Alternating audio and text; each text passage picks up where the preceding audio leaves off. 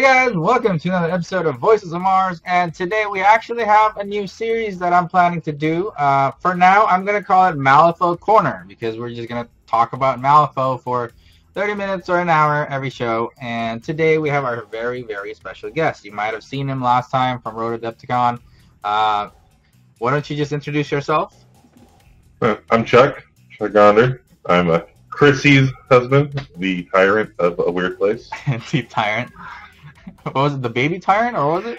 No, it's Tyrant Buttercup on... Tyrant Buttercup, yes. Is her title now on the Weird website. What is your username on the Weird forums?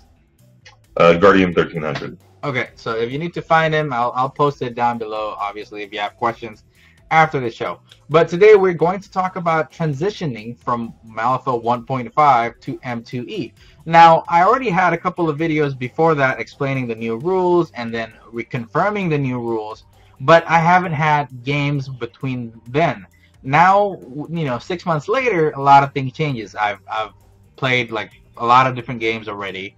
I mean, I've been practicing for Adepticon, the story encounter. I know it's kind of stupid to practice for story encounter, but I'm using a new crew and I haven't played with them so much yet. So, and then now I played a lot of M2E games, and the rules are set in stone now, right? And like the dust has settled basically. Yeah. And right now, I guess we have Chuck over here to explain. Because we had a conversation, and in the conversation he said that there's only 5 main differences from 1.5 to M2E. So without further ado, I just want Chuck to actually kind of just explain to our audience here, the 5 main differences, and maybe if I notice that there's other minor differences, we'll mention it towards the end. So go ahead, take the floor, man. Take the floor? Okay.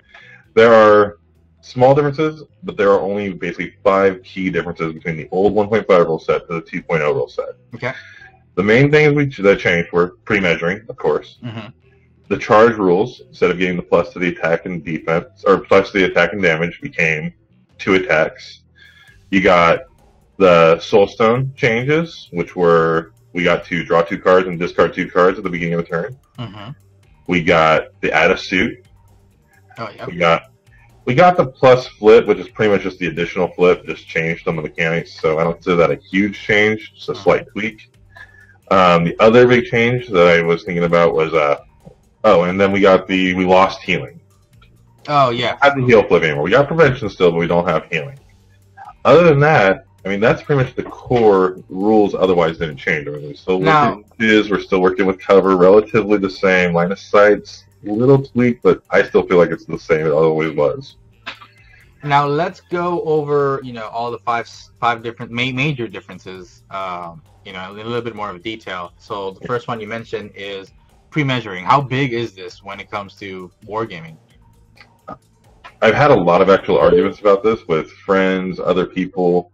In the end, pre-measuring wasn't a real change for at least me and a lot of the gamers I knew. Most people knew distances.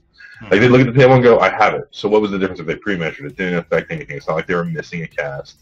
I talked to one guy who I pretty much played, I probably have played 50 games against him. And I looked at him and go, how many times did you and me miss something because we were wrong on the measurement? And he couldn't think of ever. I mean, so if it didn't matter, what was the difference? All I did was make it so people that couldn't see measurements that well or couldn't figure out by using measurements on movement and walking with other models to pre-set up, it just gave those people advantages. So it just brought everybody more to an equal plane. Yeah, basically it gives advantage to the people who can't see the distance, and for those who already are careful with distances, if they know the enemy's model is shooting 14 inches, they're already probably walking around 14.1 inches around it. Right. I mean, it just made it equal. It didn't hurt anybody, and honestly, it's nice. It takes less thought out of the game because so many people preemptively are starting to figure out things and they're trying to guess it and they're looking at it. It might not seem like long, but they might take 2 to 3 extra minutes just trying to think whether they're in that range or not, instead of just going, measuring tape, I'm good. And that 1 millimeter difference is usually more prominent when it comes to tournament play, but not casual play anyway, right? Yeah, I mean, even then, I've played tournament play and I've never It's very seldom came down to, oh, you're just out. It's usually, oh, you're just in. Like, Yeah. So I mean, it's not much of a big change, and it just gives advantage to the people that never had that, you know, I guess ability to measure well, distances in their head.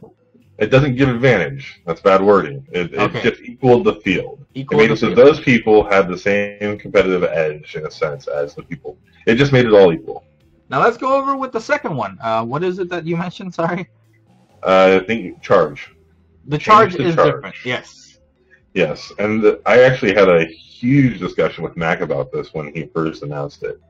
Um, I had a lot of issues with it at first. I couldn't wrap my head around someone being able to spend 2 points, getting full extra movement, and getting 2 attacks as being a balanced mechanic. And me and him talked back and forth, and he explained it in a lot more detail, what they were seeing on their end and what happened. But what it breaks down to was the person that did the charge was usually it was at the negative. And so they didn't want to penalize the aggressor. They didn't want to be like, oh, the person that stays back and just waits for that person to charge and make the mistake gets the benefit. They wanted the person to attack to get the benefit. So, because when you charge the first, you got 1 attack. 1 attack never kills a model. Yeah. Very seldom. Unless you're So, like Jay, probably. right. So, and that's if it's, I mean, still, she can only do so much damage unless you have the red Joker, and there was lots of ways of countering that. Mm-hmm. So basically, one model would charge in, and then their whole team would just get them, and that was the end of that model. Like, it wasn't worth charging. So by making it so you had 2 attacks, you had a better chance of killing that model if you wanted to be the aggressor, and it got rid of the plus flips that weren't really necessary. They wanted to be more soul stones or the plus flips and stuff like that. So it works out. Like, ever after the conversation, I've never looked back, and it makes a lot more sense, and it plays well. Now let's sidetrack a little bit because you mentioned about using the soulstone as a positive flip. So one of the other minor differences, that you have to declare your soulstones before you declare actions. And let's say if I wanted to charge and I use a soulstone to call it for a positive flip, when I charge, not only that I get a positive flip on my attack and also on the damage, right? Nope. No, just the attack? Just the attack. Okay. Defense gives you the plus flip on the attack and a minus flip on damage, but attacking is only a plus flip. Okay, so it doesn't stack up with the charging. Okay, that's good to clarify that. Yeah, that's the plus flips from charging 1.5 are no longer around. It is just you get to move your full distance and you get 2 1-point attacks. Yeah, and if somehow you can manage to lower the AP cost to 1 with some models, like the Guildhound, if the enemy is within 2 inches of ski markers, that is like, yeah, that is really good. Basically, you can pump up 4 attacks in one go. Yeah, there's a couple models that have some really good charging abilities. Chrissy was playing against Killjoy last night. 1-point charges are amazing. I love the Mature Nephilim. Mm-hmm. He has an ability that when he triggers, he doesn't do damage. Instead, he pushes it 4 inches away, and then he can charge something else if he's out of engagement. So you can hit something once if you have it's a tome you need. So if you have the tome in your hand and you know you can get it off, you hit something once, put some damage on it, push it away towards like a Terracotta or a Lilith to finish off, and then he charges another model. I mean, you can cover a lot of distance really quick that way. That's really dangerous. That's good to know. Next time I fight against a Lilith crew. Yeah, the other day I bounced between 3 models in 1 attack with charges from him. Now let's go over the third major difference. What was it that you mentioned? I think it was some soulstones. It's soulstones. It's the max amount of soulstones has been reduced by 1, so now it's 7. And there's not really a whole lot to go into there. Just they reduced the number. They didn't think it was necessary with less turns and made them a little more vital in case you don't have as many to play with. It's a good thing that you mentioned the less turn, because now it's only 5, right? Instead of 6 standard, and then you flip after the 5th. Right, instead of after the 6th. Correct. The other soulstone uses are the draw 2 and discard 2 is a great mechanic. Mm-hmm. It makes it so you can use it if your master is dead. So if you don't have models that can use soulstone, you still have a use for them. And it made it so support casters that weren't as aggressive and as effective. Because 1.5, if you, like, I played Zoraida, I never used soulstones. I always had pretty much max soulstones at the end of the game because you just didn't do it.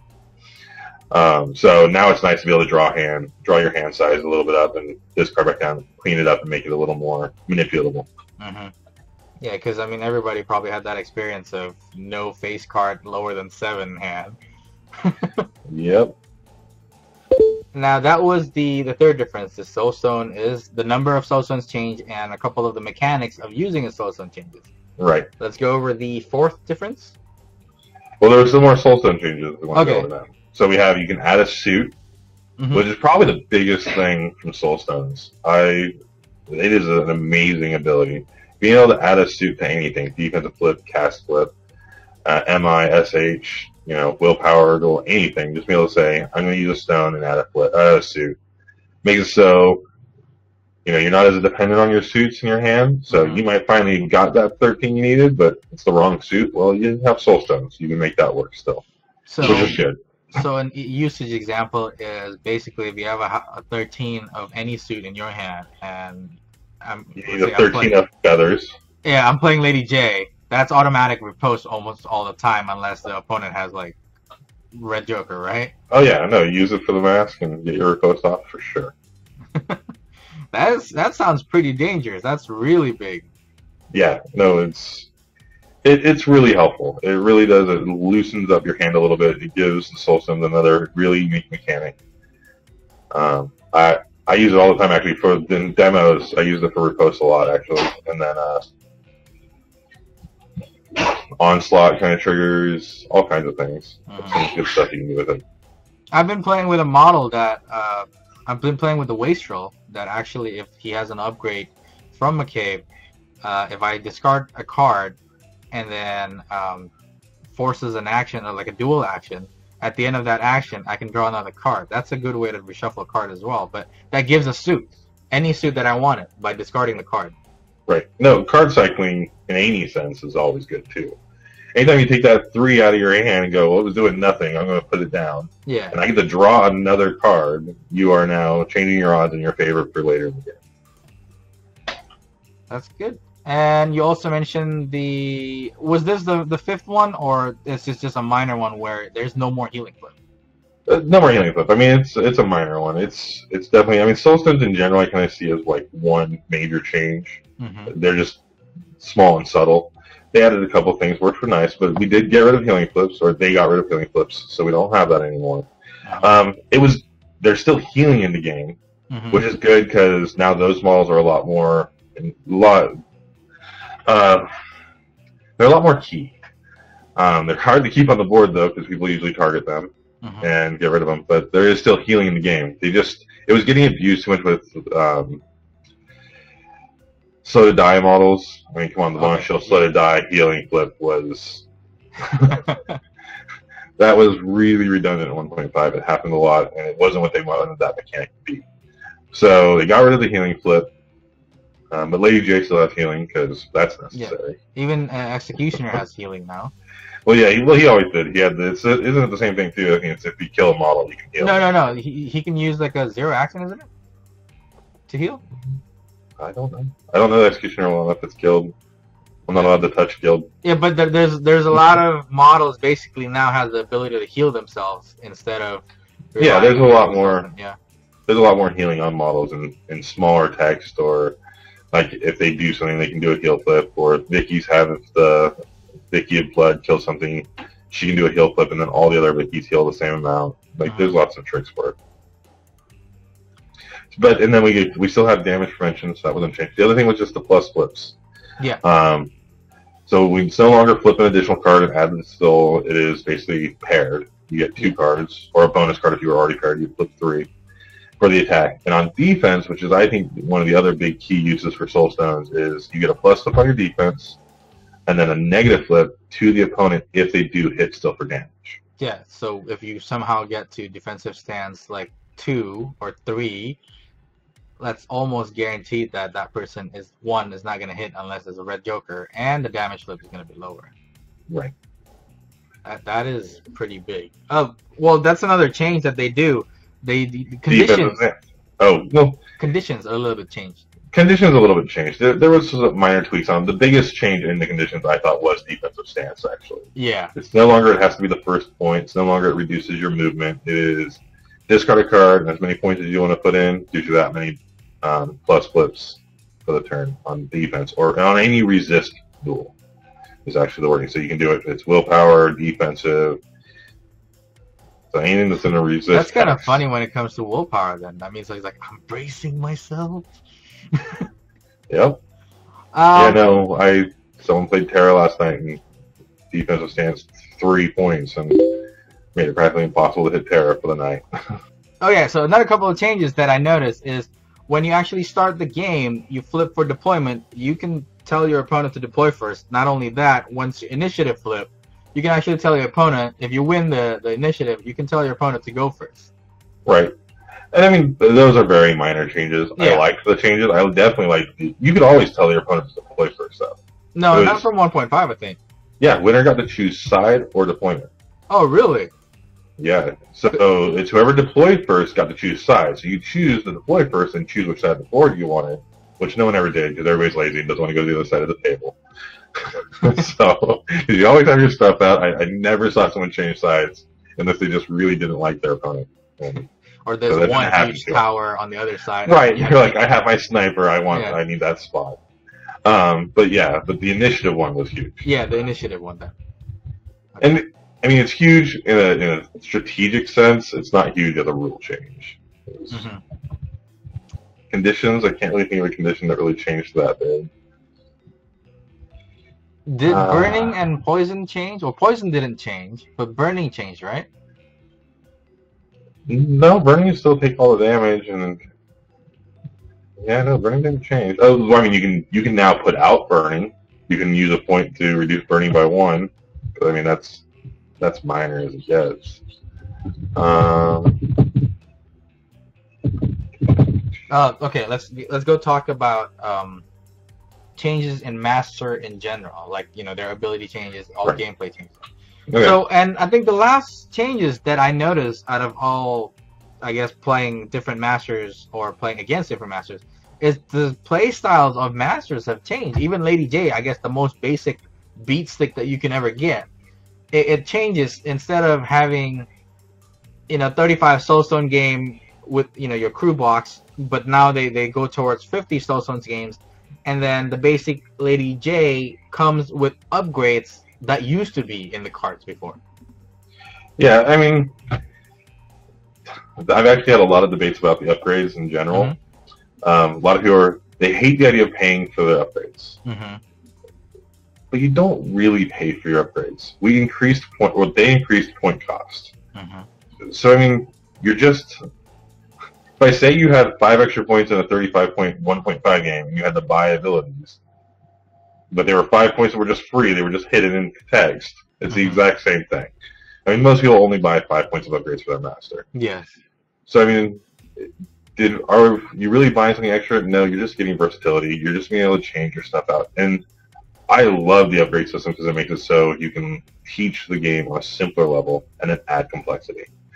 And then that's what they talked about on all the podcasts when Mac and Jefferson were talking about it. That was the whole real idea.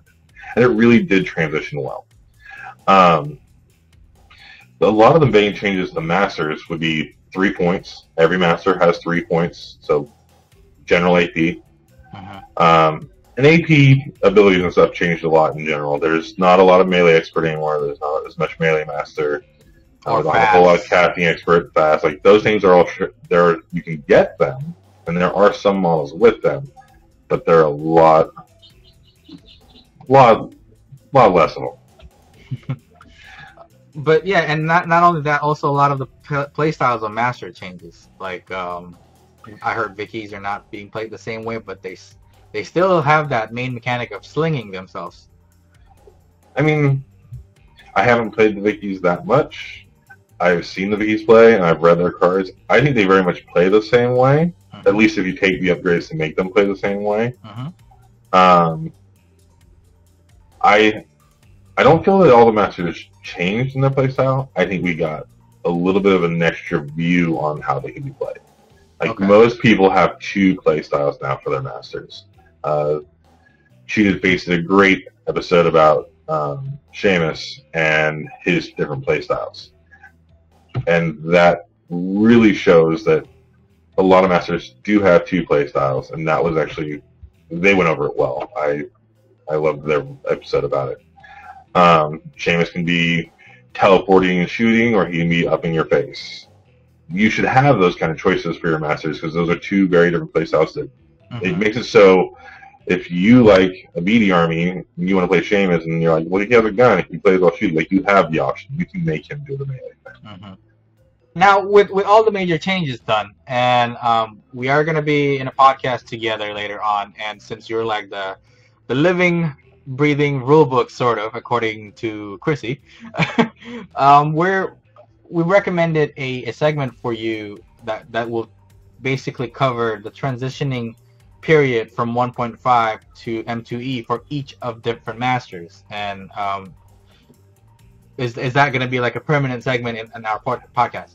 Yeah, I mean, I don't know if it'll be every episode, but it'll be something that will be definitely reoccurring. It'll either be a master, it'll be a crew, or it'll be other models. And it'll just be a breakdown of what did they do in 1.5, do they still do that in 2.0, and where are their homes now in 2.0. Okay. So where would you put this model in, or what kind of strategies and schemes is this going to be good for? And of course, this is going to be on us talking our kind of opinions. I'm sure other people will find plenty of other ways to use it. Some people will just use things because they love the model. Yeah. So it's not law, but it's just, in general, when you look at the card, where does it look like it fits and what it's meant to do? Yeah, and I think it changes. In my humble opinion, that it is a good idea to to inform people on how to play their master now, because they might have lost what they used to love. And I mean, for me, the first time I saw the beta cards for Lady J, I'm like, what happened to my Onslaught?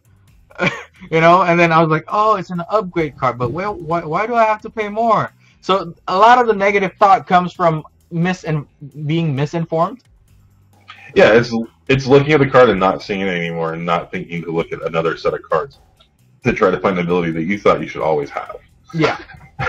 So I mean, I think that segment is going to be a real good idea to people who already played before, and then transitioning. It's going to be hard. I mean, from 40K different versions, and then fantasy different versions. Everyone has different complaints. Even pre-measuring, there's gonna, like you said, you got major debates on just pre-measuring, and once you start playing it, I don't really see the difference. Oh. Huge debates on pre-measuring. When Chrissy first heard pre-measuring was allowed, she said she wasn't going to play Malifaux anymore. She threatened to quit because of it. And after playing with it, I mean, she's huge now. She is a Malifaux tyrant. So it's funny to see how people have changed on that. So don't look at me like that. It's true. Before I played Malifaux again, all those changes kind of discouraged me to play, right? And then a couple of months back, I started playing again. Honest to God, I felt alive again. A lot of the things are simpler. A lot of things are made to go faster. But it didn't really bug me that much. And let's say, some naysayer would say the fluff is changed, or, you can't do your master movement according to the fluff, or those beautiful imbalances are gone. But the beautiful imbalance is only good when it's on your side, I think. Right. And, certain masters is unbeatable unless you play it with a different masters that's unbeatable with a different master again. Yeah, no, the tier level of which masters were good in 1.5 compared to others was horrendous. I mean, there was factions that were just pretty much Arcanist. Well, no, and everyone was on the upside, but Arcanist really had a hard time playing competitively. I mean, then you could. UK Rocky threw those Marcus. I had a friend here that did the same thing with Marcus. There were ways to do it.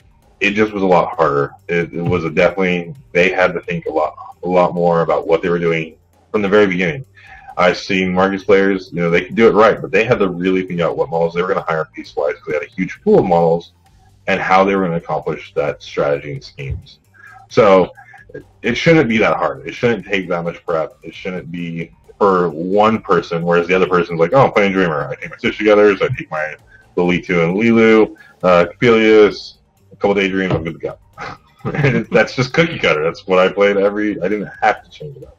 It was going to work as that every time. And that's the imbalances that were there. The second book masters compared to the first book masters in 1.5 were terribly overpowered. So, I mean, there was lots of things. The new version really helped bring everything back together. They got to get rid of Melee Expert and a lot of things because pretty much you only hired models with Melee Expert in 1.5. Mm-hmm.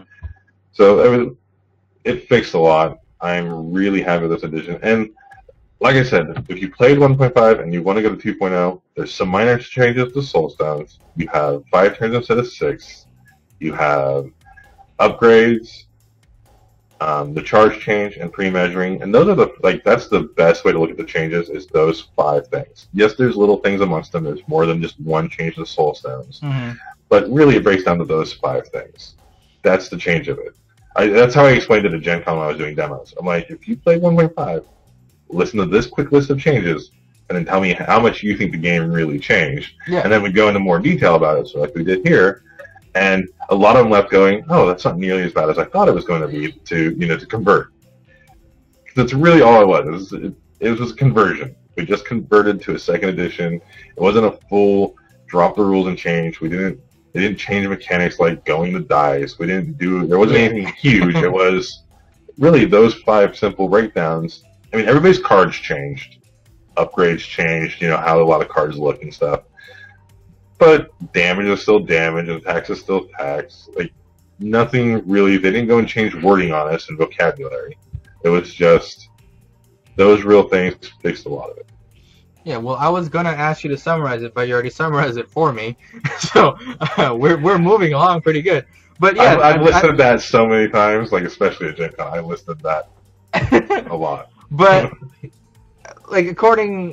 in my humble opinion, the only thing that I care about was the diceless system. It was the cards, the bluffing. That was the core mechanic, and it never changed. I mean, the only thing changed is I count less, instead of 28 in the total duel number, it would have been like only, all right, 14 red joker. You can't cheat. That's it. I win that duel. Right. So, if you really like bluffing, though, have you read or seen Jacob yet? I do have the model. I do have the cards. I just haven't looked at them yet because I'm concentrating on a different master at the moment. I like going one master at a time, I guess. I know. But have you seen the upgrade that makes it so things that are within line of sight and range of him can cheat face down? Really? You can cheat face down now? Yeah. And then the opponent has to call like this. It's calling a bluff. Do they cheat high? Do they cheat low? Are they just trying to burn a card on my hand? What are they doing? Oh, wow. That's pretty cool. I got to look at that. You said bluffing. That's definitely the bluff mechanic in the game. I have a bad poker face, but that works to your advantage. I'm going to have to look at that. But yeah, we are at the end of the show. I hope that, all the changes that have been listed here kind of helps you transition from 1.5 to M2E. If you have any more questions, please just either contact me and I'll relay the question to Chuck over here. Or, again, if you need to find him on the forum, it is Guardian 1300. Guardian 1300. And also, you can also find him at A Weird Place. Yep, you're all there, aren't we? Yes. One big happy family.